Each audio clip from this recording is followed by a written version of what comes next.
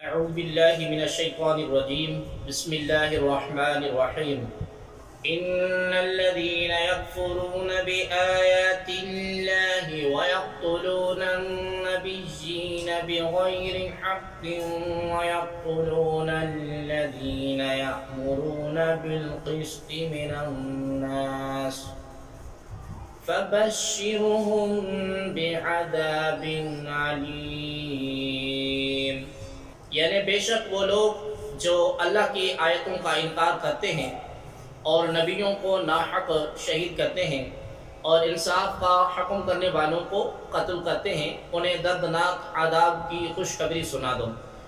ان الذین یکفرون بآیات اللہ، یعنی بے شک وہ لوگ جو اللہ کی آیتوں کا انکار کرتے ہیں۔ یہاں بنی اسرائیل کے 3 جرائم کا بیان کیا گیا ہے۔ نمبر 1، اللہ تبارک و تعالیٰ کی آیات کا انکار کرنا۔ نمبر 2، انبیاء کرام علیہ السلام کو شہید کرنا۔ نمبر 3، انصاف کے حکم دینے والوں کو قتل کرنا۔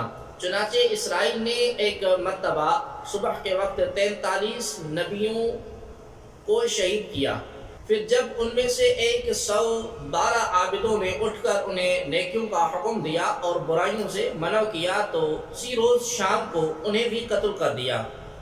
اس آیت میں نبی کریم صلی اللہ تعالی علیہ وآلہ وسلم کے زمانے کے یہودیوں کی مذمت اس لیے ہے کہ وہ اپنے آباء اجداد کے ایسے بدترین فعل سے راضی تھے۔ اولئک الذین حبطت اعمالهم فی الدنیا والآخرہ وما لهم من ناصرین، یعنی یہی وہ لوگ ہیں جن کے اعمال دنیا اور آخرت میں برباد ہو گئے اور ان کا کوئی مددگار نہیں۔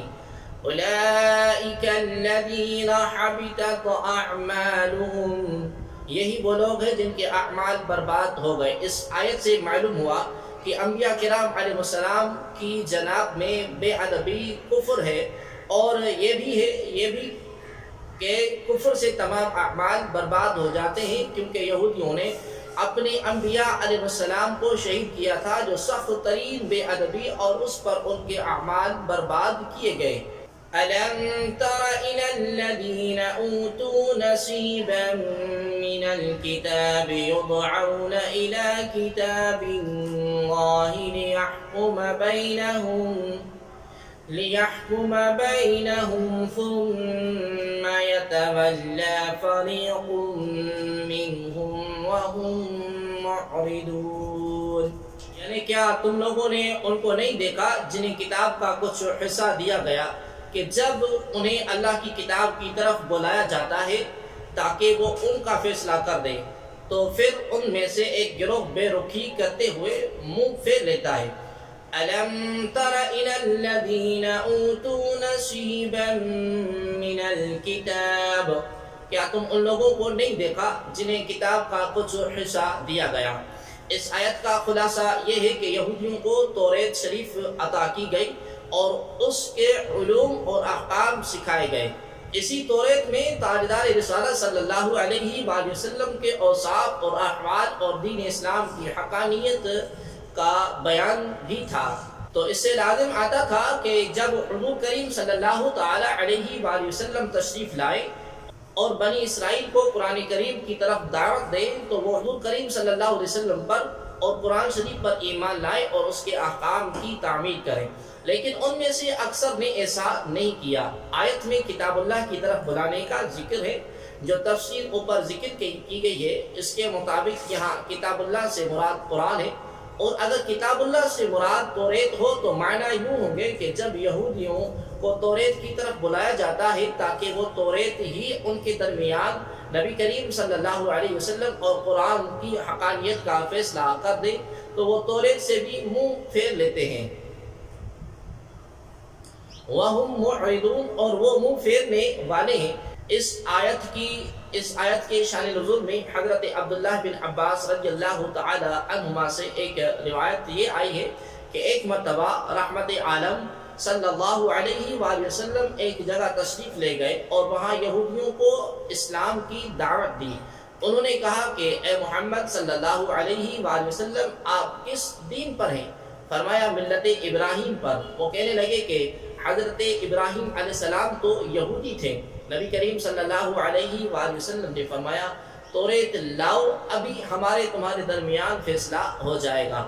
وہ اس مطالبے پر نہ ٹھہر سکے اور منکر ہو گئے۔ اس پر یہ آیت کریمہ نازل ہوئی۔ حضرت عبداللہ بن عباس رضی اللہ تعالی عنہما سے اس آیت کے شان نزول کی دوسری روایت یہ ہے کہ خیبر کے یہودیوں میں سے ایک مرد نے ایک عورت کے ساتھ زنا کیا۔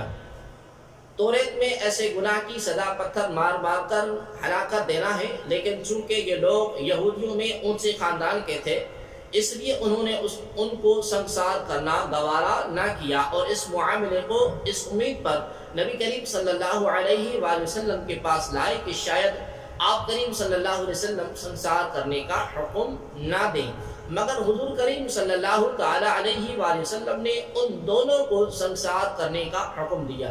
اس پر یہودی دیش میں آ گئے اور کہنے لگے کہ اس گناہ کی یہ سزا نہیں ہے، آپ نے ظلم کیا ہے۔ حضور کریم صلی اللہ علیہ وآلہ وسلم نے فرمایا کہ فیصلہ کا دار و مدار توریت پر رکھ لو۔ انہوں نے کہا کہ یہ انصاف کی بات ہے، چنانچہ توریت منگوائی گئی اور یہودیوں کے بڑے عالم عبداللہ بن سوریہ نے توریت پڑھنی شروع کی۔ جب رجم کی آیت آئی جس میں سنسار کرنے کا حکم تھا تو عبداللہ بن سوریہ نے اس پر ہاتھ رکھ دیا اور اس کو چھوڑ دیا۔ حضرت عبداللہ بن سلام رضی اللہ تعالی عنہ نے اس کا ہاتھ ہٹا کر آیت پڑھ دی۔ یہودی اس حرکت پر ذلیل اور رسوا ہوئے، اور وہ یہودی مرد اور عورت جنہوں نے زنا کیا تھا حضور اکرم صلی اللہ علیہ وسلم کے حکم سے سنسار کیے گئے۔ اس پر یہ آیت کریمہ نازل ہوئی۔ ذَلِكَ بِأَنَّهُمْ قَالُوا لَن تَمَسَّنَا النَّارُ إِلَّا أَيَّامًا مَّعْدُودَاتٍ وَغَرَّهُمْ فِي دِينِهِمْ مَا كَانُوا يَفْتَرُونَ۔ یہ جرت انہیں اس لیے ہوئی کہ وہ کہتے ہیں کہ ہرگز ہمیں آگ نہ چھوئے گی مگر گنتی کے چند دن، اور انہیں ان کی ایسی ہی من گھڑت باتوں نے ان کے دین کے بارے میں دھوکے میں ڈالا ہوا ہے۔ ذَلِكَ بِأَنَّهُمْ قَالُوا، یہ جرت انہیں اس لیے ہوئی کہ وہ کہتے ہیں، آیت میں فرمایا گیا کہ یہودیوں کو اللہ تبارک و تعالیٰ کی کتاب اور اس کے احکام سے منہ پھیرنے کی یہ جرت اس لیے ہوئی کہ انہوں نے اپنی نجات اور بخشش کے من گھڑت خیالات پال رکھے ہیں، جن میں سے ایک یہ ہے کہ یہ کہتے ہیں کہ ہمیں جہنم کی آگ ہرگز نہ چھوئے گی مگر گنتی کے چند دن، یعنی 40 دن یا ایک ہفتہ، پھر کچھ غم نہیں۔ یا یہودی کہتے تھے کہ ہم اللہ تبارک و تعالیٰ کے پیارے ہیں۔ اللہ تبارک و تعالیٰ نے اس طرز عمل پر فرمایا کہ ان کی ایسی ہی من گھڑت باتوں نے ان کے دین کے بارے میں انہیں دھوکے میں ڈالا ہوا ہے۔ ہمارے لیے اس میں درس عبرت ہے۔ حقیقت یہ ہے کہ کسی بھی قوم کی تباہی اسی صورت میں ہوتی ہے جب وہ عمل سے منہ پھیر کر صرف آرزو اور امید کی دنیا میں گھومتی رہتی ہے۔ جو شخص لاکھوں روپے کمانے کی تمنا رکھتا ہو لیکن اس کے لیے محنت کرنے کو تیار نہیں، وہ کبھی 1 روپیہ بھی نہیں کما سکتا۔ جو قوم ترقی کرنے کی خواہش مند ہو لیکن اپنی بداعمالیاں، کامچوریاں اور خیانتیں چھوڑنے کو تیار نہیں، وہ کبھی ترقی کی شاہراہ پر قدم نہیں رکھ سکتی۔ یوں ہی جو لوگ اطاعت الہی اور اتباع رسول صلی اللہ علیہ وسلم کے قریب بھی نہ آئیں اور وہ اپنی نسبتوں پر پھولتے پھریں، اور وہ بھی احمقوں کی دنیا کے باسی ہیں۔ اور افسوس یہ ہے کہ ہمارے ہاں ایسوں کی کثرت ہے۔ ہمارے واعظین، خطباء اور پیر صاحبان جو کچھ بیان فرماتے ہیں سب کے سامنے ہیں۔ خوف خدا، قبر کی تیاری، آخرت کی فکر، بارگاہ الہی کے جواب دہی پر شاید ہی کلام ہو، اور رحمت کے موضوع پر اس قدر بیان کے لوگ جری ہو چکے ہیں، اور اس کے نتیجے میں قوم کی عملی حالت کیا ہے، کہاں پہنچی ہے، وہ کوئی ڈھکی چھپی بات نہیں ہے۔ اس حوالے سے امت کے حکیم امام غزالی رحمۃ اللہ تعالی علیہ کا حقیقت شناس کلام سماعت فرمائیے۔ آپ نے کیمیا سعادت میں تقریر فرمایا ہے، اگر علماء بھی وعظ اور نصیحت کی بجا بازاری مقررین کا انداز اختیار کر لیں، لغویات اور واہیات، بیہودہ گوئی اور بیکار باتوں سے دل بہلانا شروع کر دیں، جو عموماً دیکھا گیا ہے تو لوگ غلط فہمی میں مبتلا ہو جائیں گے کہ کوئی بات نہیں، ہم جو کچھ بھی کرتے ہیں رحمت خداوندی ہمارے شامل حال رہے گی، تو قوم کا حال غافلین سے بدتر ہو جائے گا۔ ظاہر ہے جب عام آدمی مجلس اور وعظ میں ایسی خرافات سنے گا، لازماً ویسی ہی صفات اس میں پیدا ہوں گی۔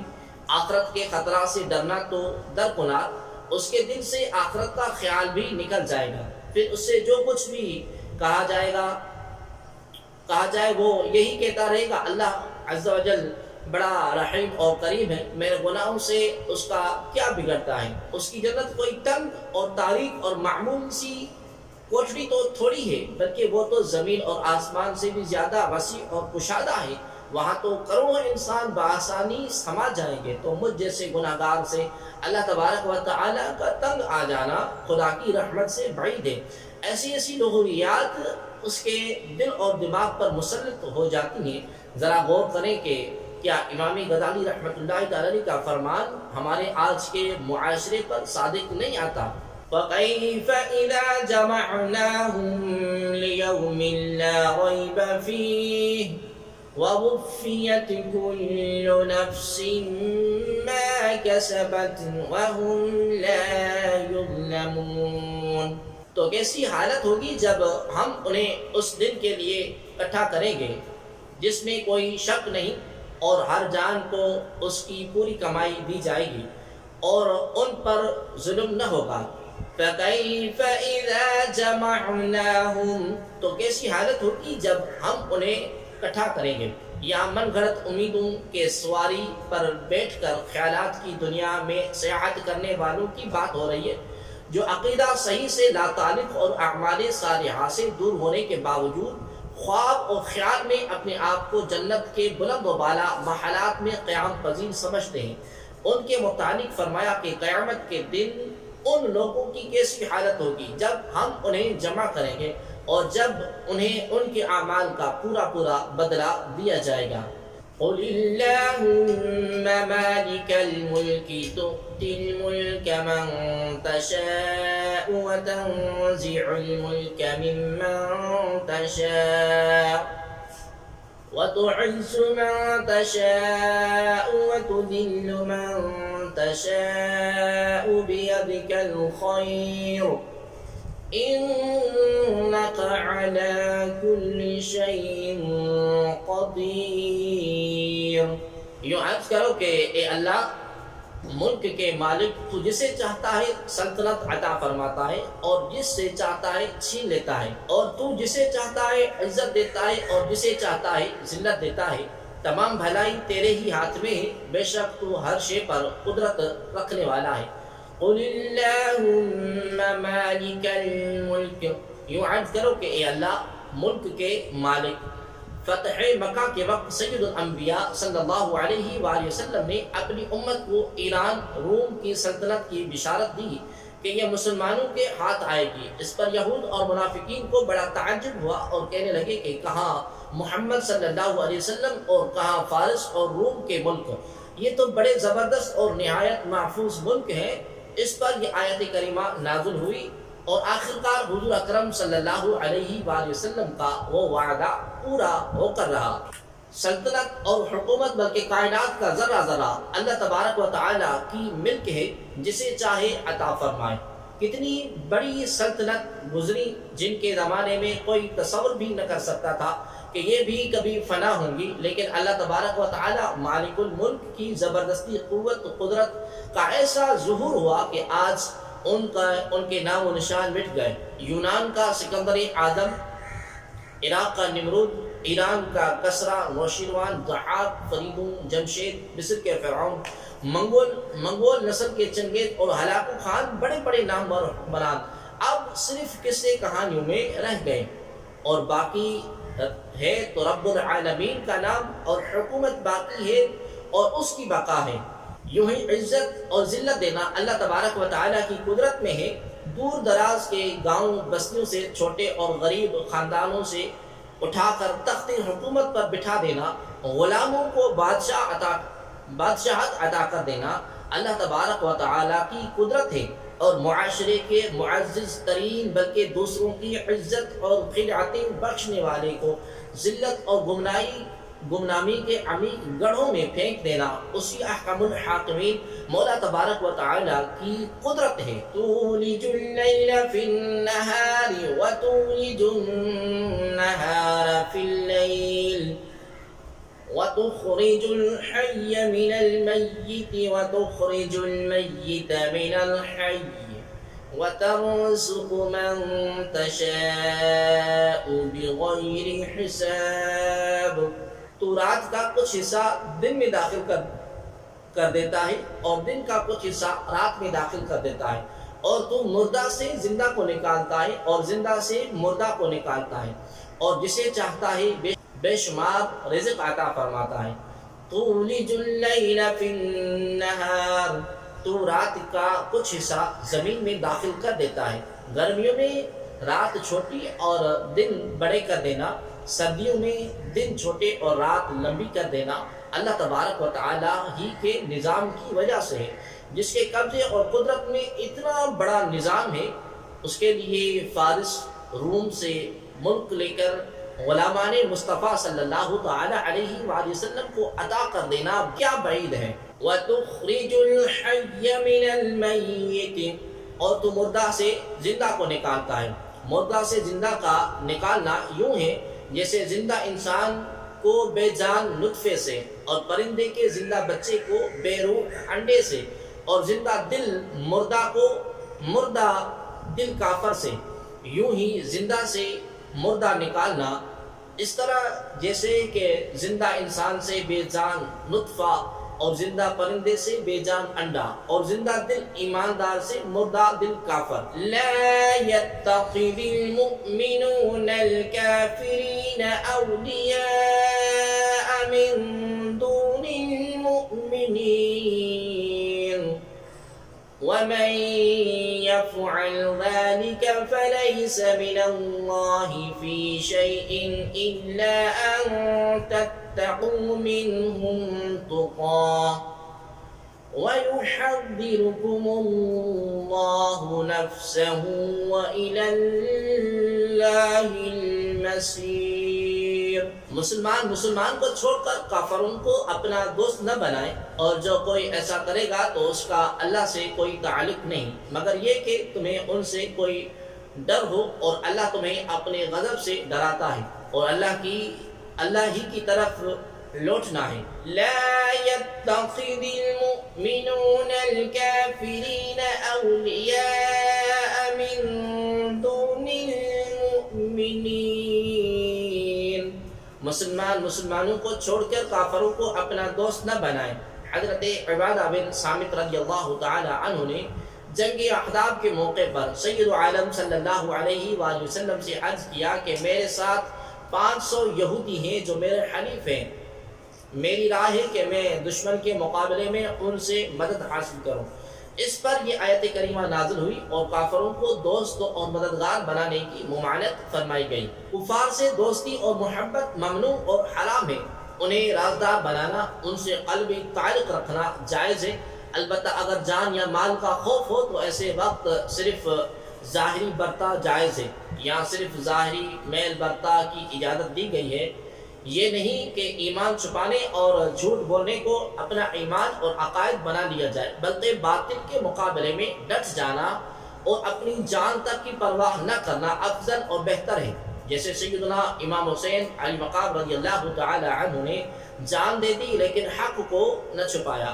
آیت میں کفار کو دوست بنانے سے منع کیا گیا ہے، اس سے اس بات کا حکم بھی سمجھا جا سکتا ہے کہ مسلمانوں کے مقابلے میں کافروں سے اتحاد کرنا کس قدر برا ہے۔ قُلْ إِن تُخْفُوا مَا فِي صُدُورِكُمْ أَوْ تُبْدُوهُ يَعْلَمُهُ اللَّهُ وَيَعْلَمُ مَا فِي السَّمَاوَاتِ وَمَا فِي الْأَرْضِ وَاللَّهُ عَلَى كُلِّ شَيْءٍ قَدِيرٌ۔ يَوْمَ تَجِدُ كُلُّ نَفْسٍ ما عملت من خير محضرا وما عملت من سوء تود لو أن بينها وبينه أمدا بعيدا ويحذركم الله نفسه والله رؤوف بالعباد. تم فرما دو کہ تم اپنے دل کی بات چھپاؤ یا ظاہر کرو، اللہ کو سب معلوم ہے اور وہ جانتا ہے جو کچھ آسمانوں میں ہے اور جو کچھ زمین میں ہے، اور وہ ہر شے پر قدرت رکھنے والا ہے.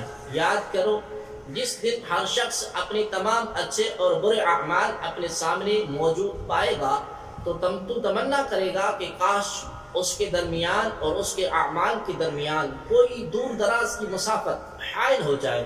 اور اللہ تبارک و تعالیٰ تمہیں اپنے عذاب سے ڈراتا ہے اور اللہ بندوں پر بڑا مہربان ہے. یوم تجد کل نفس، جس دن ہر شخص پائے گا. سورہ آل عمران کی آیت نمبر 29 اور 30 ہر شخص کی اصلاح کے لیے کافی ہے. اس آیت پر جتنا زیادہ غور کریں گے اتنا ہی دل میں خوف پیدا ہوگا اور گناہوں سے نفرت پیدا ہوگی. چنانچہ فرمایا کہ تم فرما دو کہ اگر تم اپنے دل کی بات چھپاؤ یا ظاہر کرو، اللہ تبارک و تعالیٰ کو سب معلوم ہے.